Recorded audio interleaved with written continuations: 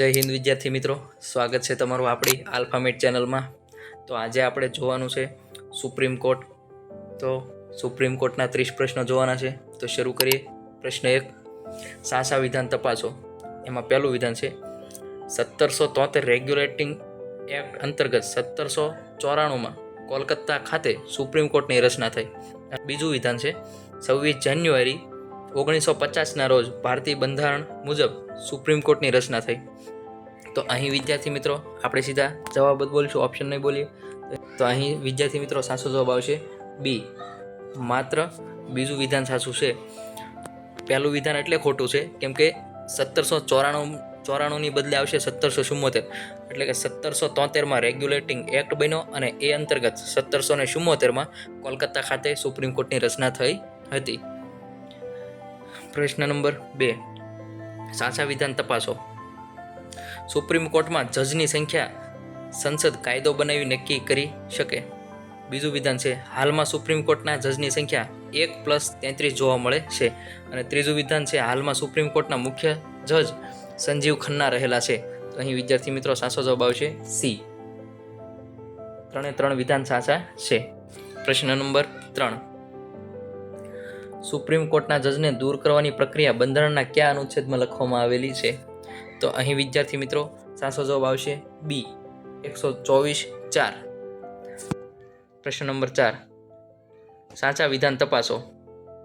એમાં પહેલું વિધાન છે સુપ્રીમ કોર્ટના જજનો કાર્યકાળ 6 વર્ષનો હોય છે। બીજું વિધાન છે સુપ્રીમ કોર્ટના જજની નિવૃત્તિ વય 65 વર્ષની હોય છે। અને ત્રીજું વિધાન છે સુપ્રીમ કોર્ટમાં જજ બનવા લઘુત્તમ ઉંમર 35 વર્ષની હોય છે। તો અહીં વિદ્યાર્થી મિત્રો સાચો જવાબ આવશે ડી, માત્ર બીજું વિધાન સાચું છે। તો આપણે વિદ્યાર્થી મિત્રો સુપ્રીમ કોર્ટમાં જજ બનવા માટેની લાયકાત જોઈ લઈએ। તો પહેલી લાયકાત છે ભારતનો નાગરિક હોવો જોઈએ। બીજું છે 5 વર્ષ હાઈકોર્ટમાં જજનો અનુભવ હોવો જોઈએ, અથવા તો 10 વર્ષ હાઈકોર્ટ અથવા તો સુપ્રીમ કોર્ટમાં વકીલાતનો અનુભવ હોવો જોઈએ, અથવા તો રાષ્ટ્રપતિની દ્રષ્ટિએ ન્યાયવિદ હોવો જોઈએ। તો આ મિત્રો સુપ્રીમ કોર્ટમાં જજ બનવા માટેની લાયકાતો છે। હવે આગળ જોઈએ પ્રશ્ન નંબર 5, સુપ્રીમ કોર્ટના પગાર ભથ્થા કોણ નક્કી કરે છે? તો અહીં સાચો જવાબ આવશે વિદ્યાર્થી મિત્રો સી, સંસદ કાયદો બનાવે અને એ ઉપરથી સુપ્રીમ કોર્ટના પગાર ભથ્થા નક્કી થાય છે। પ્રશ્ન નંબર 6, રાજ્ય વચ્ચેના નદીના પાણીની વહેંચણીને લઈ થયેલા વિવાદ અંગે સુપ્રીમ કોર્ટ અથવા અન્ય અદાલતમાં અરજી નહીં થાય, આવું કયા અનુચ્છેદમાં લખેલ છે? તો વિદ્યાર્થી મિત્રો સાચો જવાબ આવશે સી, 262 અનુચ્છેદમાં લખેલું છે કે ભાઈ બે રાજ્યો વચ્ચે કોઈ પણ નદીના પાણીને લઈને વિવાદ હોય તો એ માટે સુપ્રીમ કોર્ટમાં જવાનું નથી। પ્રશ્ન નંબર 7, વિધાન તપાસો, એટલે કે સાચું વિધાન। તો એમાં પહેલું વિધાન છે અનુચ્છેદ 130માં સુપ્રીમ કોર્ટના સ્થળ અંગેની વાત કરવામાં આવી છે। બીજું વિધાન છે રાષ્ટ્રપતિની મંજૂરી વગર સુપ્રીમ કોર્ટના મુખ્ય જજ કોઈ પણ સ્થળે કેસની સુનાવણી કરી શકશે નહીં। તો અહીં સાચો જવાબ આવશે વિદ્યાર્થી મિત્રો બી, બંને વિધાનો સાચા છે કે ભાઈ 130માં સુપ્રીમ કોર્ટના સ્થળ અંગે વાત કરવામાં આવેલી છે અને રાષ્ટ્રપતિની મંજૂરી વગર સુપ્રીમ કોર્ટના જજ બીજા કોઈ પણ સ્થળે સુનાવણી કરી શકતા નથી। પણ જો રાષ્ટ્રપતિ મંજૂરી આપે તો સુપ્રીમ કોર્ટના જજ કોઈ પણ અન્ય જગ્યાએ જઈ અને સુનાવણી કરી શકે છે। પ્રશ્ન નંબર 8, સુપ્રીમ કોર્ટ નજીરી અદાલત કહેવાય આવી જોગવાઈ કયા અનુચ્છેદમાં આપેલી છે? તો અહીં વિદ્યાર્થી મિત્રો સાચો જવાબ આવશે એ, 129। તો અહીં વિદ્યાર્થી મિત્રો નજીરી અદાલત એટલે કે કોર્ટ ઓફ રેકોર્ડ, એટલે કે આ સુપ્રીમ કોર્ટમાં જે કોઈ પણ કેસ ચાલતા હોય એનું રેકોર્ડિંગ કરવામાં આવે અને એ રેકોર્ડિંગને પુરાવા તરીકે એનાથી નીચેની અદાલત એટલે કે હાઈકોર્ટ અને જિલ્લા કોર્ટ કે તાલુકા કોર્ટ એમાં આપણે રજૂ કરી શકીએ છીએ। તો અહીં 129માં આપેલું છે કે ભાઈ સુપ્રીમ કોર્ટ છે એ નજીરી અદાલત એટલે કે કોર્ટ ઓફ રેકોર્ડ કહેવાય છે। પ્રશ્ન નંબર 9, સાચા વિધાન તપાસો। એમાં પહેલું વિધાન છે ખાસ સંજોગોમાં સુપ્રીમ કોર્ટમાં અપીલ અરજી કરી શકાય છે। બીજું વિધાન છે અનુચ્છેદ 137 મુજબ સુપ્રીમ કોર્ટની પુનઃરચનાની જોગવાઈ કરેલી છે। તો અહીં વિદ્યાર્થી મિત્રો સાચો જવાબ આવશે ડી, બંને વિધાનો સાચા છે। પ્રશ્ન નંબર 10, સાચા વિધાનો તપાસો। અનુચ્છેદ 139 મુજબ સુપ્રીમ કોર્ટ મૂળભૂત અધિકાર સિવાયની બાબતમાં રીટ બહાર પાડી શકે છે। વિધાન 2 છે સુપ્રીમ કોર્ટમાં 5 જજની બેન્ચ બનાવવી ફરજિયાત છે। અને ત્રીજું વિધાન છે સુપ્રીમ કોર્ટનું રીટ અધિકાર ક્ષેત્ર હાઈકોર્ટ રીટ અધિકાર ક્ષેત્ર કરતાં વિશાળ રહેલું છે. તો વિદ્યાર્થી મિત્રો અહીં સાચો જવાબ આવશે એ માત્ર પહેલું વિધાન સાચું છે કે ભાઈ અનુચ્છેદ 139 મુજબ સુપ્રીમ કોર્ટ મૂળભૂત અધિકાર સિવાયની બાબતમાં રીટ બહાર પાડી શકે છે. પરંતુ વિદ્યાર્થી મિત્રો અહીં અત્યારે આ અનુચ્છેદ છે એ નિષ્ક્રિય છે. સંસદ કાયદો બનાવીને લાગુ કરે તો એ મૂળભૂત અધિકાર સિવાય રીટ બહાર પાડી શકે છે, પણ અત્યારે પાડતી નથી. કારણ કે જો સંસદ કાયદો બનાવીને આ નિયમને સક્રિય કરી દે તો સુપ્રીમ કોર્ટમાં કેસની સંખ્યા વધી જાય. એટલે હાલ તો સુપ્રીમ કોર્ટમાં મૂળભૂત અધિકારની બાબતમાં જ તે રીટ બહાર પાડે છે, જ્યારે હાઈકોર્ટ છે એ મૂળભૂત અધિકાર સિવાયની બાબતમાં પણ રીટ બહાર પાડી શકે છે. એટલે કે અનુચ્છેદ 139 સાચો છે કે ભાઈ સુપ્રીમ કોર્ટ મૂળભૂત અધિકાર સિવાયની બાબતમાં રીટ બહાર પાડી શકે, પણ એ અનુચ્છેદ અત્યારે નિષ્ક્રિય છે. અને બીજું વિધાન ખોટું છે કે ભાઈ સુપ્રીમ કોર્ટમાં 5 જજની બેન્ચ બનાવવી ફરજિયાત છે. એ વિધાન ખોટું છે, એવું કાંઈ ફરજિયાત છે નહીં. અને ત્રીજું વિધાન પણ ખોટું છે કે ભાઈ સુપ્રીમ કોર્ટનું રીટ અધિકાર ક્ષેત્ર હાઈકોર્ટની રીટ અધિકાર ક્ષેત્ર કરતાં વિશાળ છે. હકીકતમાં સુપ્રીમ કોર્ટનું રીટ અધિકાર ક્ષેત્ર એ હાઈકોર્ટ કરતાં વિશાળ છે નહીં. હાઈકોર્ટનું રીટ અધિકાર ક્ષેત્ર વિશાળ છે કેમ કે હાઈકોર્ટ છે એ મૂળભૂત અધિકાર સિવાય પણ રીટ બહાર પાડી શકે છે. તો હવે જોઈએ વિદ્યાર્થી મિત્રો પ્રશ્ન નંબર 11. સુપ્રીમ કોર્ટ સંપૂર્ણ ન્યાય આપવા ખાસ આદેશ બહાર પાડી શકે આવી જોગવાઈ કયા અનુચ્છેદમાં છે? તો અહીં વિદ્યાર્થી મિત્રો સાચો જવાબ આવશે બી, અનુચ્છેદ 142. પ્રશ્ન નંબર 12. સાચા વિધાનો તપાસો. એમાં પહેલું વિધાન છે અનુચ્છેદ 143 મુજબ સુપ્રીમ કોર્ટ સલાહ અધિકાર ક્ષેત્ર રહેલું છે. બીજું છે બંધારણીય અર્થઘટન, કાયદાકીય ગૂંચવણ, જાહેર હિતના પ્રશ્નો રાષ્ટ્રપતિ પાસે સલાહ માંગી શકે. એટલે કે આ બધા પ્રશ્નોમાં સુપ્રીમ કોર્ટ રાષ્ટ્રપતિ પાસે સલાહ માંગી શકે છે. ત્રીજું વિધાન છે સુપ્રીમ કોર્ટ સલાહ આપવા બંધાયેલી છે. અને ચોથું વિધાન છે રાષ્ટ્રપતિ સલાહ માનવા બંધાયેલા નથી. તો અહીં વિદ્યાર્થી મિત્રો સાચો જવાબ આવશે સી, માત્ર 1, 2 ને 4 સાચું છે. કે ભાઈ પહેલું વિધાન છે કે ભાઈ અનુચ્છેદ 143 મુજબ સુપ્રીમ કોર્ટ સલાહ અધિકાર ક્ષેત્ર છે, એટલે કે સલાહ આપી શકે. તો એ વિધાન કેવું છે? સાચું છે.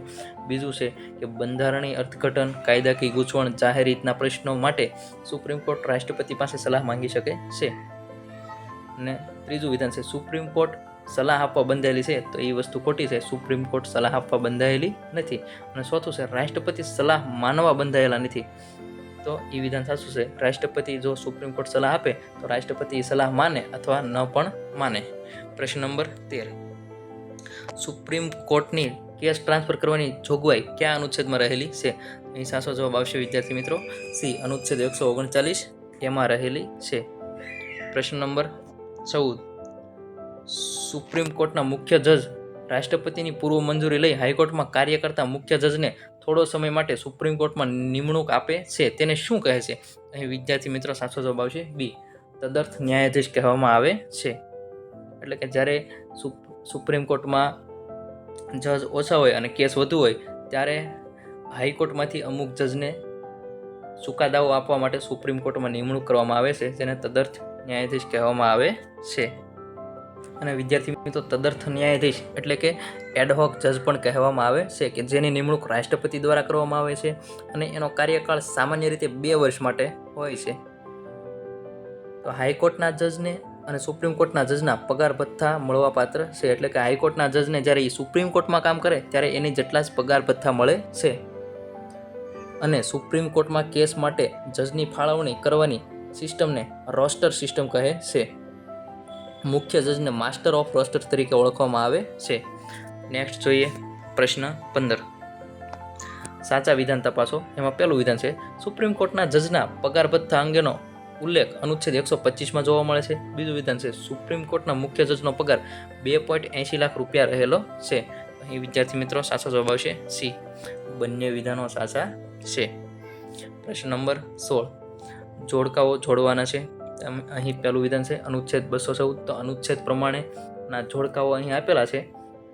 તો વિદ્યાર્થી મિત્રો અહીં સાચો જવાબ આવશે બી, એટલે કે બધા જ જોડકાઓ સાચા છે. આપણે ક્રમમાં જોડેલા છે કે અનુચ્છેદ 214 કે જેમાં રાજ્યમાં એક વડી અદાલત રહેશે, 215 કે હાઈકોર્ટ નજીરી અદાલત કહેવાય છે, 217 કે હાઈકોર્ટના જજની લાયકાત આપેલી છે, અને અનુચ્છેદ 221 હાઈકોર્ટના જજના પગાર ભથ્થા.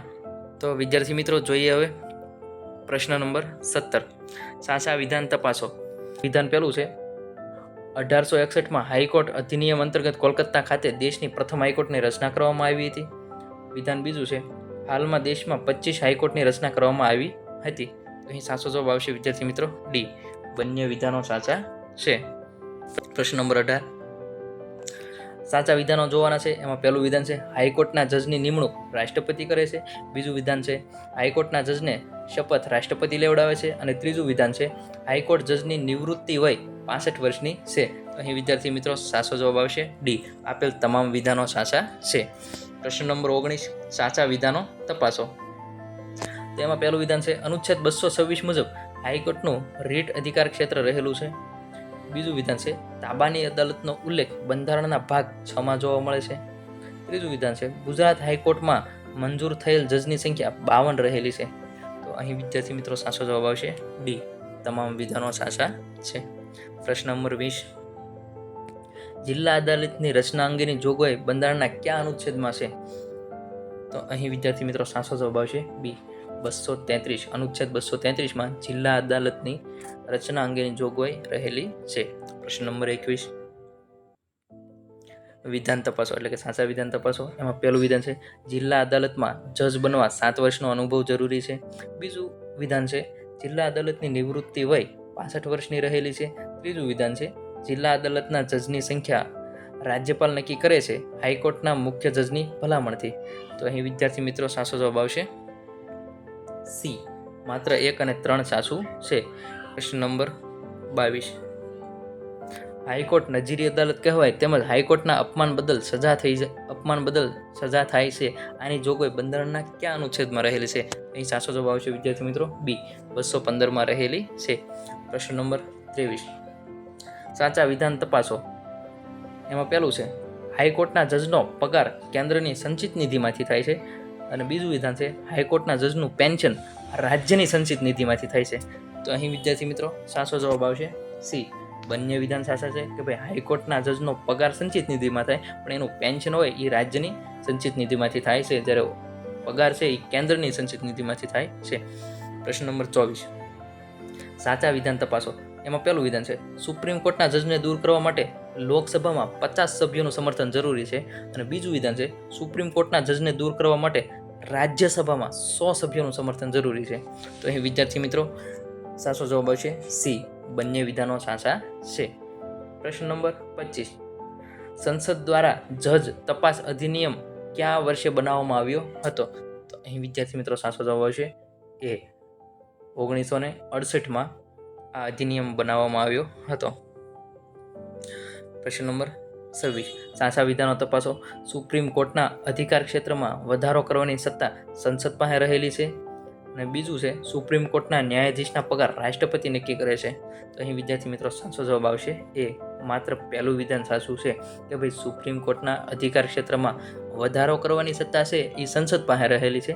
જ્યારે સુપ્રીમ કોર્ટના ન્યાયાધીશના પગાર છે એ વિદ્યાર્થી મિત્રો રાષ્ટ્રપતિ નક્કી કરતા નથી, એ સંસદ કાયદા દ્વારા નક્કી કરે છે, જે આપણે પહેલાના પ્રશ્નોમાં જોઈ ગયા છીએ.